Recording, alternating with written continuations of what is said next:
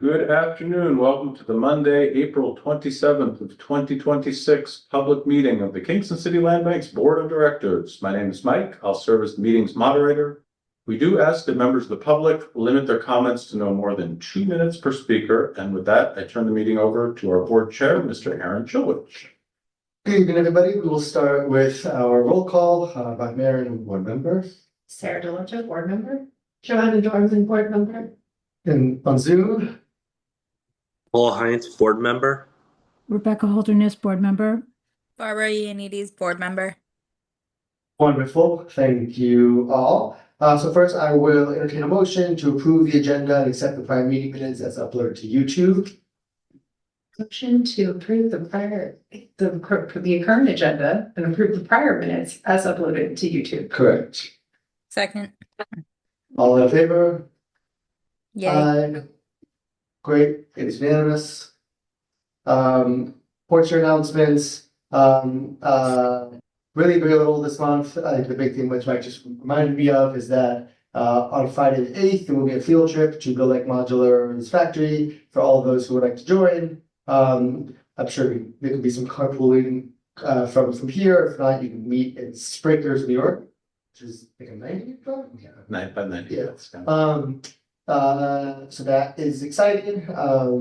I think at least one of my units, or maybe all of them, will either be there finished or under construction there. So that's great. And with that, we'll start the public comments period. And if it was the public, seeing none, I'll hand it back to Mike. Okay. Good evening, everyone. My report will focus on our pipeline, our potential new non-coms driven fundraising and other. So in our pipeline, we've identified 48 properties. This includes one from Reso 66 at 24 Belmont, for which we continue to hold the option open to accept or reject the city's offer for us to purchase. The update on that is I will mention that New York HDR has opened up the next round of home HDEV funding. It's another $10 million that this could be something that we could use towards that. However, we cannot apply until we are, quote, substantially complete with our current development, which approximates maybe to 75% construction complete. It's a little bit more vague than LBI where it was 75%. That's my only update on that. I won't get into the weeds on it. I will say that there are now 3 Article 19A properties under the disposition policy of the City of Kingston, for which under ADC, I'd like to make a brief presentation for your consideration. The deadline to respond to the city's offer for us to purchase those under the disposition policy is today. Those addresses are 12 Courts, 54 Hunter, and 34 Boulevard. Under Article 11, under the city's disposition policy, the 1, 2, 3, 4 redemption periods have been settled, meaning that we are now in a position, I believe that this is a final number, to be presented with 44 properties in the coming months, I believe starting sometime this year. My final update related to potential new non-coms funding, non-coms funding, is that budget was not passed at the state of New York. It is in probably some fancy discussions, but that LBI remains at $50 million, $10 million of which would be for operating expenses, the 32 land banks, and 40 million of which would be for capital expenses, which is the current grant that we're operating under, which is more hard costs and less sort of squishy stuff. Those are my updates. Thank you. Great, thank you. That will move to committee reports. So we'll start with ADC, where in Kyle's absence, Mike will walk us through finance acquisition and construction updates on the new home project. Thank you, sir. I would be happy to, Kyle, in your absence. I will try to do my best. I'm sure you'll be watching this from an island where you're at right now. As Kyle clearly lays out, we are approximately 37% of our funding has been expended on this development. 21% expended. 37% of those funds come from the home grant, and the LBI grant is approximately 13% drawn down. So about 40% drawn down on our home funds, which was always the approach that we wanted to take. We wanted to spend the home funds first, and then the LBI funds second. So we're on track with that. Not any major updates other than to say, as Aaron had mentioned, we have paid for the contractor's purchase of, under their contract, of 43 teller and of 3537 hand ready. So those modules are at Bill Lake Modular's production facility in Springfield, New York. So more updates under our construction section about what that timeline looks like. Those are my updates. Standing up for Kyle about finance. Any questions for Mike on the new home project? I know glad it's all the foundation there, but It's cool, right? It really looks great. That's the major update, is that there's no change. That's really the major update.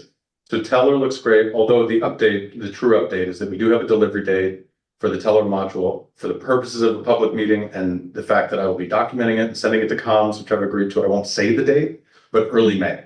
We'll see something early May, will be placed on site, and then I believe, according to Fred's conservative estimates, 60 to 90 days to finish that home. So this ties in with the other RFPs that will be discussed in the design committee. Like I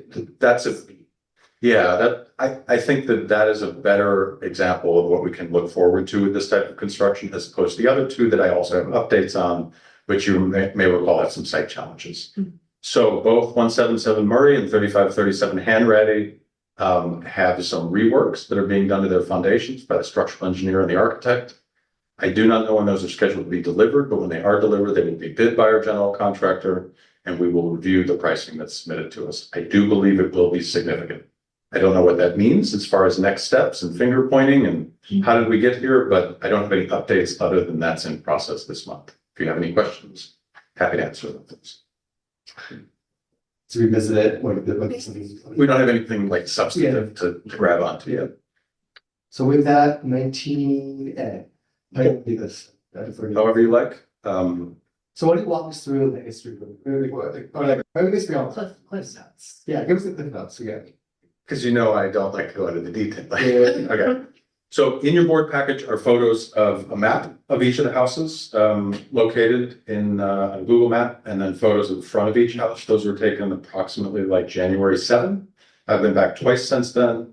These properties were offered to us under the dispo policy, which we have 90 days to respond to, which is today. Each one of the properties is they are all vacant properties. They are maintained properties by the city of Kingston. They're secured properties. We don't believe that there's any risk of imminent damage, but we do have 90 days to respond to the city's offer to us if the board does choose to accept them tonight. No, tonight I thought is the end of 90 days. It's weird. It's like two clocks. So we have 90 days. They have 90 days. When they finish their process, they have 90 days to offer it to us. Oh, okay. Then we have 90 days to respond to their offer. Then we have 90 days to close. So it's sorry. It's like, I don't know if this is false open. So we have time to purchase it, but in the interim, what we've done since receiving the city's offers, we've conducted surveys showing encroachments, including trees on property line. There's nothing substantive to note. We have conducted phase 1 reports, all 3 of which have no recognized environmental conditions. I've conducted multiple walkthroughs of the property, including with Fred, our construction consultant, who came out and walked through. And thankfully, kind of agreed with my almost layman's assessment that on 54 Hunter, which is currently a 2-family, it is possible to convert to a 1-family, and that's something that people do. I believe that to be the case, but he didn't seem too daunted by that. 12 Court Street, I think the garage has to come down to 12 Courts. It's listing a fair amount. That's just an outstanding thing that's readily available. He doesn't believe that there are many issues with anything else that he saw, but neither do I, for what it's worth. And I've spent more time looking at these buildings. 34 Boulevard is going to be tough. There are a lot of trees growing around the foundation and pushing into the foundation and hanging over the building. And the garage is full of stuff, and the house itself is packed floor to ceiling with stuff. And so normally when you can get into a building and look around, you can see inside. I've been in the whole building. I've surfed around in all this stuff, and there's evidence that water is coming in through the roof. But it's more difficult to tell what that looks like. There was a leak that I noted in February that unfortunately was not able to be fixed by the city of Kingston until late March. And so there's a lot of water coming into the building. I didn't notice any significant damage beyond what I originally saw. But I mentioned this to say that 34 Boulevard is a tough one. The other 2 seem easier. All of them, my recommendation would be that we purchase them under the city's dispo policy, that we clean them up, meaning that we clean them out, and that we make sure the roofs are secure. After we clean them out, we can tell what's what. And probably do some tree work on 34 Boulevard just to stop the problems. And then we board them up, and then that's what we do for the amount of time that we have to wait until we could get title insurance and figure out what to do next. We don't know what that timeline will be. I'll only add that ADC, we discussed this in depth, and Rebecca asked some questions about like worst case scenarios.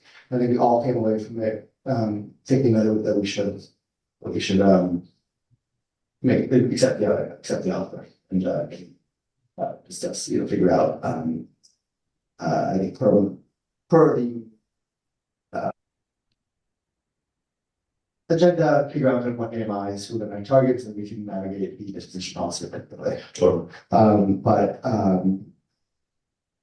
This is not the best case scenario, but I think it's the best option, and also it's more landing, but what we're supposed to deal with troubled properties. So these are troubled properties. So do you? I have a quick question about Go ahead. I'm sorry, about the third Oh, please. house with the trees and the leaks and all that jazz. Yes. Are there potentialities to out in that particular site to outweigh the extra cost that will take us to board it up? I mean, I'm assuming it will cost us more to clean it up and board it up than the other two. Is that correct? I think you're right, Rebecca. There's a lot of stuff in there. My reference point would be like 111 Down Street. That was about $15,000 to clean out. May have been 10, but it was a lot, and it was a lot of stuff. We're estimating, and this is my back of the envelope estimate with Kyle, to purchase all three properties, to hold all three properties, pay for insurance, pay for lawn care, clean out the properties, take care of the trees in consultation with Fred and his estimate, at least $150,000 in 2 years. So the source of that funding would be LBI grant 2023. We divided them up in two different grants. One is for capital expenses. This is the new grant called 2025. The other one is the old LBI that can be used for X, Y, and Z 2023. We do have those funds available. So it would not be unrestricted cash. Where, so if they didn't go here, Great question.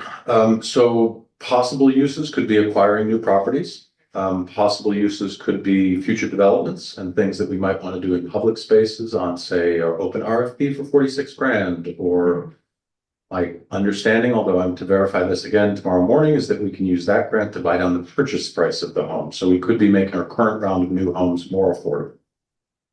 I don't think that we've definitely not allocated all of the funding in a way that's permanent. For example, a significant part of that grant is allocated towards pre-development on 46 grand. And that's a bit of a squishy number right now. So I don't think we're taking anything off the table, but it is narrowing the ability to like jump on new things. so this is new things, you know what I mean? Like, Totally. this is us jumping on 100%. a new opportunity that didn't exist as of a couple months ago. And there is no better opportunity that we're aware of to play this role, like Aaron said. Just like To be a land. Yeah, totally. So it's tough. I will be giving updates around this, and my concern relates to the fact that I've just announced the addresses on a public meeting seriously. And like, I think I have to be more cautious about that when we move into Article 11 properties, because I don't think that we should be advertising that we're holding, like that type of thing. Yeah. These properties they were in the paper, the addresses were in the paper, the city of Kingston published that. If anybody's really into it, they could just look up the recorded documents and see who owns what. But I will be giving updates and sort of like just making sure it's stable. Yeah. So you need, but just to clarify, you need a vote tonight has to authorize the organization to acquire the properties, right? And it has to set the tier at which we're going to acquire the properties. And it's an estimate of the AMI level. Yeah. The It's the final purchase price, which is all, like, if it's years in advance, it's kind of like an insane crazy. size, but, And if we were to be wrong about that, and for some reason it looked like, a property that could not be turned into affordable housing, and we sold it for market rate, there's a plan for that in the policy, and we would just backfill the amount we otherwise had paid. so just to remind everybody, tier one is at or below 80% of Airbnb income, and we owe 10% of the outstanding taxes and fees, or $7,000, whichever is greater, plus a small administrative fee. Tier two is half, it's up to 100% AMI, and it's half the outstanding taxes and fees, also $7,000. Tier three is 130% AMI, 60% of the outstanding taxes and fees. Tier four, 130% AMI. Okay, between 130. Tier four is above 100% AMI, 70% of the outstanding taxes. Never read it that far. Just reading. I know, we've never I'm glad you did. we've never thought about going that far. But also AMIs have gone up so much in Kingston, that's my view is that like 100% AMI sales price in Kingston right now is 300. over 300, right? So, Today. yeah. Yeah, Yeah. in 2 years, we're going to, so tier one would be at or below 80 median income. We pay 10% of tax and fees, Plus an administrative. plus the administrative $500 or whatever. 5,000. 5,000. They changed. 500. Sorry, 500? Yes, sorry, I think you're right. Yeah, thank you. You just dropped the 5,000. yeah. Um, But whatever the policy says. Roughly. Yeah. Is- yeah, what do people, I mean, What are the like average taxes when they say 10% or $7,000, whichever comes first? Is it like Seven. about $7,000? Seven. Okay, it'd be about 12 grand. correct. Yeah, whichever is greater, and then 7,000 actually for any like buy the most expensive one, it's still 7,000 dollars. So Totally. it's a peculiar way this is written. We argued over the language.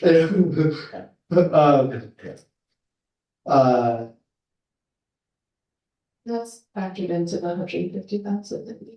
It is.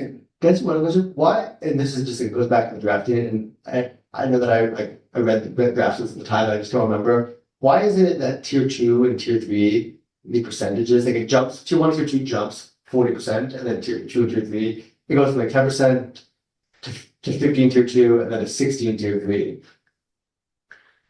I can't visualize. Is there some like reason? There was a reason for it, but I would have to remember. No, it's not. It's in a long email thread. It's not with the I'm just I curious. think it's because the idea was we would be doing more 80% than anything else. Yeah. Originally, the fee was much higher at 80%. We said, let's drop the fee at 80% and make it as big as you want on market rate, because we're not going to do market rate. I mean, something along those lines was part of the discussion.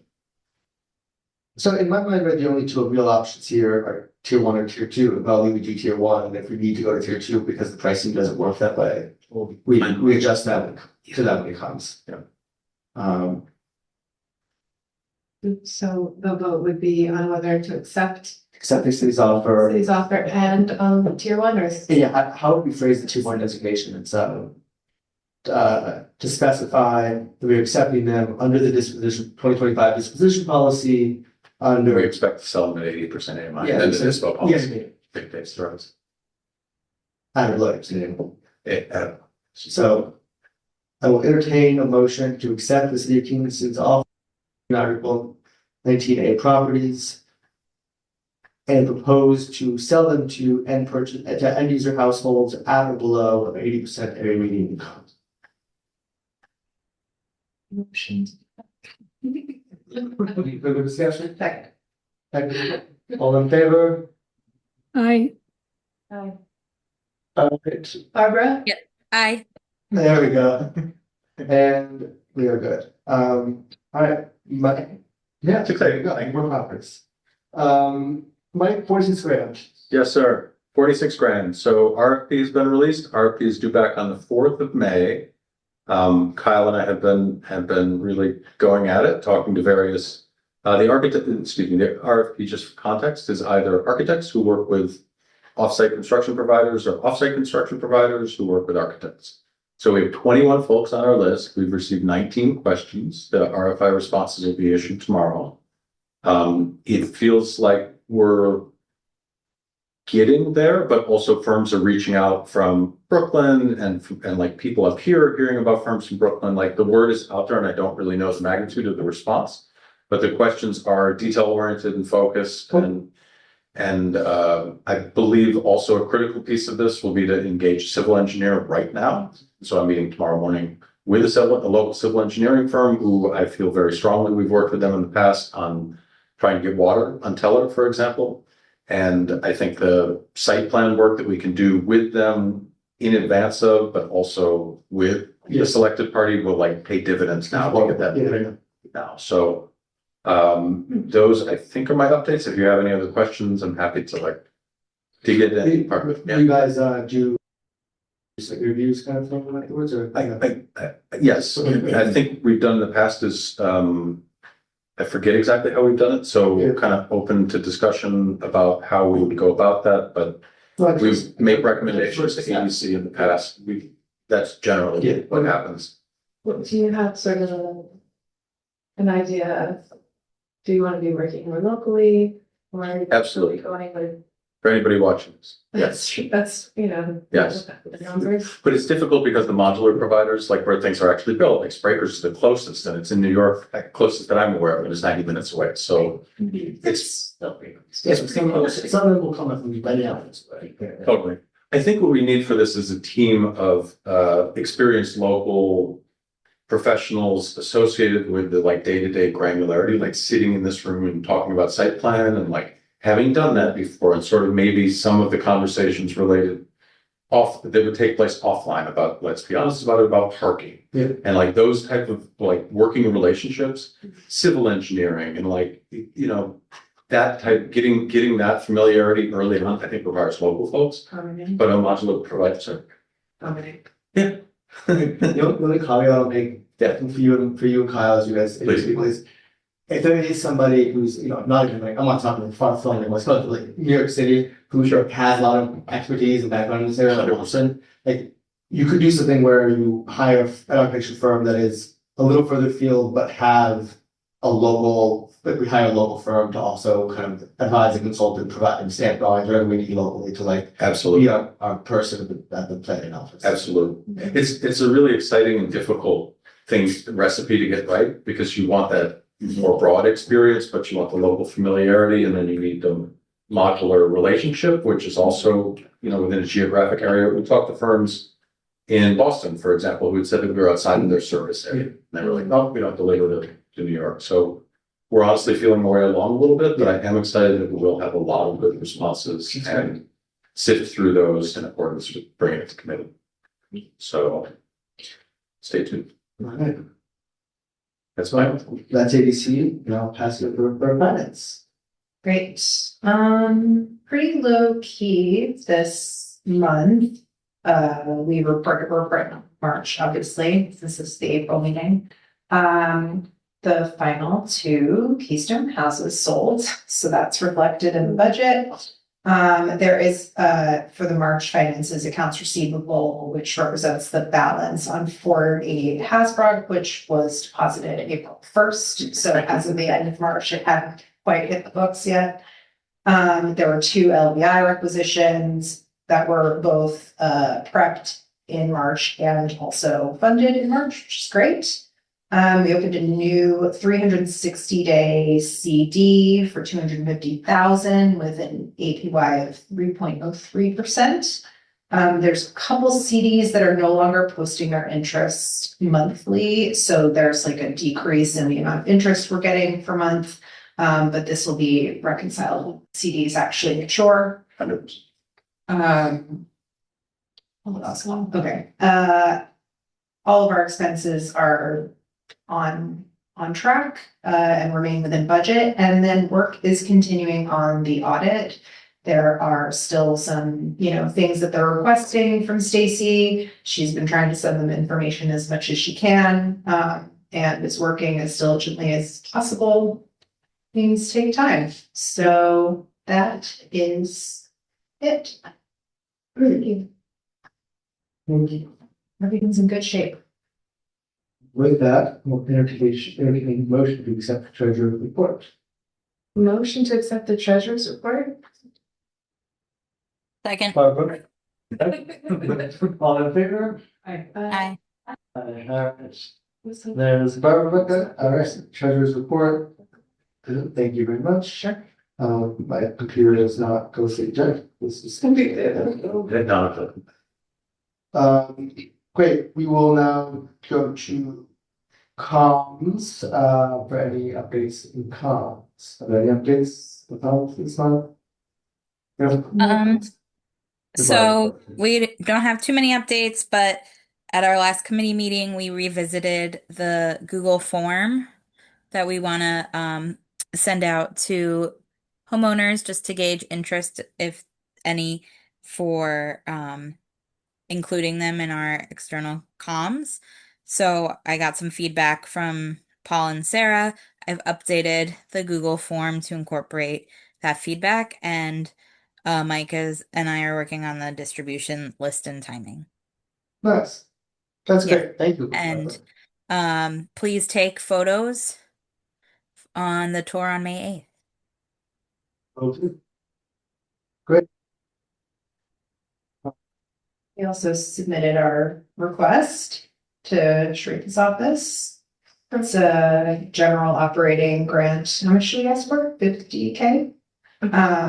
So, that would just be, there's a specific sort of set of what we can and can't use it for that's all outlined in their application process, but it's a pretty simple submission that Mike and Kyle took care of to Teddy over there. So, if we're on their list of folks to fund, then we would get that funding and we'll wait and see. I think it's that pot of money is what's left over in the budget. So Something like that. I thought we'd hear in June. I thought Yeah. Maybe one of those. I think it's when they finish the budget, if there's like extra cash lying around, basically. I mean, it happens. So, they've given out, pretty significant grants year over year to usually 8 to 10 organizations. And I think we're hopefully on the list this year. Nice. But if we're not, then we try again. Yeah. Well, thank you both. All. You. All right. Governance. Right, so we are gonna be signing our annual conflict of interest waivers. Essentially, so Mike, you have some of this here printed and.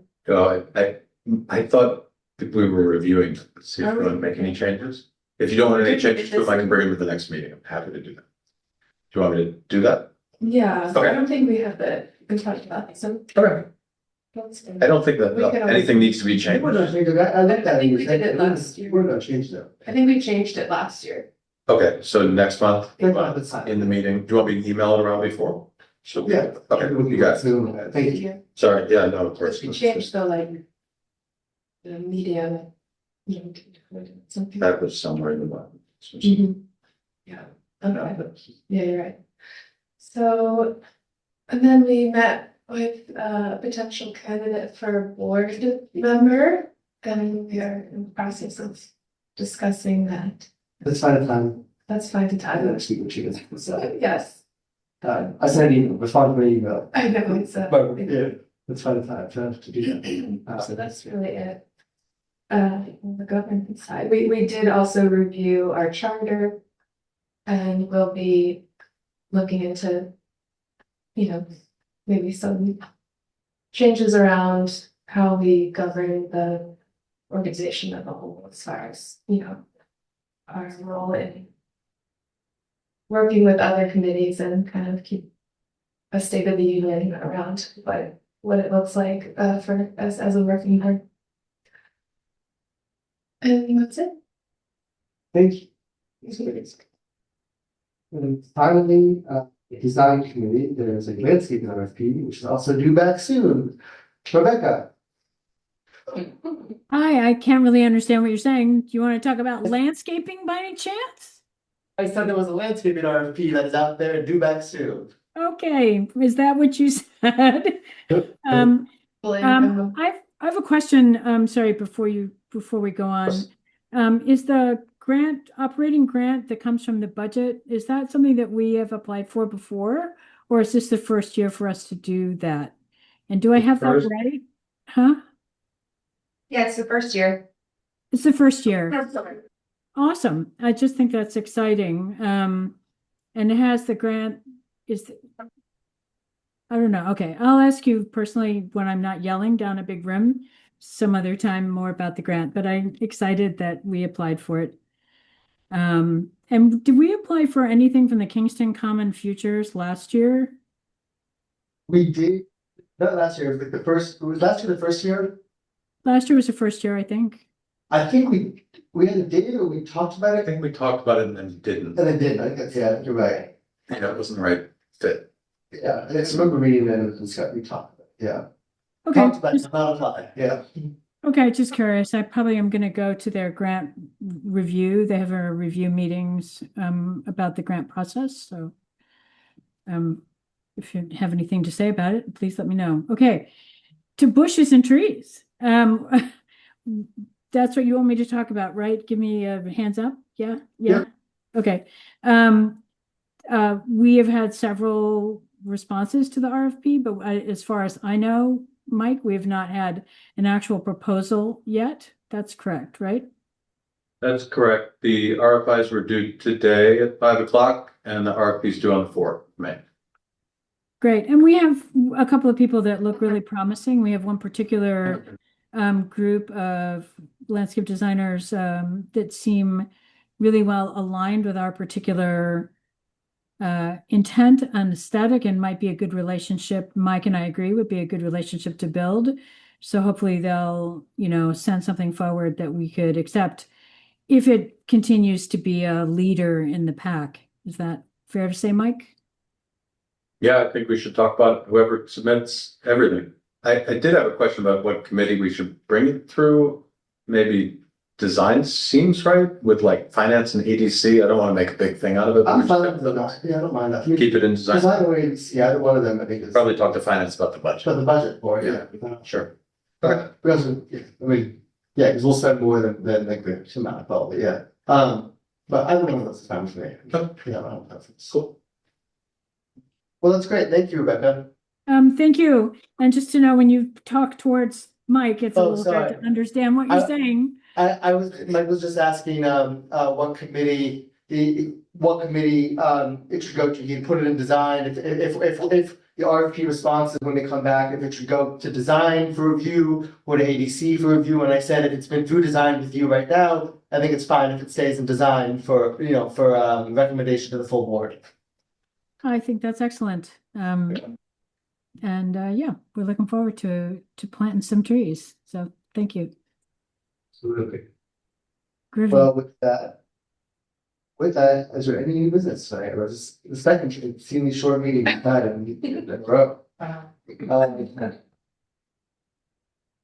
Well, I will entertain a motion for public comments period, there are no members of the public, the no new business, motion to adjourn tonight's meeting. Motion to adjourn. Seconded. All in favor? Bye. And we are adjourned. Thank you all. Thank you guys. Have a Take care. wonderful week.